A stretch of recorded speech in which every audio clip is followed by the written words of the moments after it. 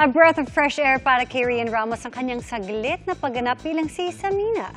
Ngayong gabi dapat abangan kung papayag nga ba si Metena sa hiling ni Tera na magkaroon ng peace talks. Makichika kay Athena Imperial.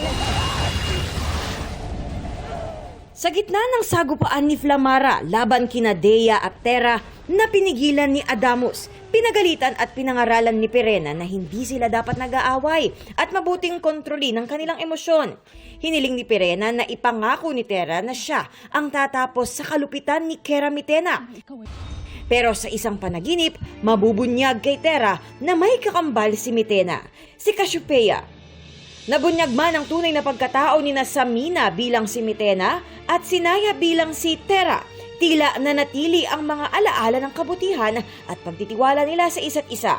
Kwento ni Rian Ramos, breath of fresh air para sa kanya ang pagiging Samina. Bilang Kera Mitena kasi, puno siya ng puot at galit. Kaya nang magkaroon siya ng kaibigan sa katauhan ni Naya, pag hinag ako ni Bianca, naiiyak talaga ako. It was just very nice and warm and fuzzy for me and it made me happy.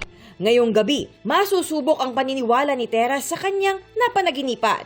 Magkakaroon nga ba ng peace talks? May pag-asa bang magbago si Mitena? Well, obviously, hindi ko idea yon yung peace talks na yan. So, tignan natin kung paano makipag-usap si Kera Mitena pag ganyan ang usapan.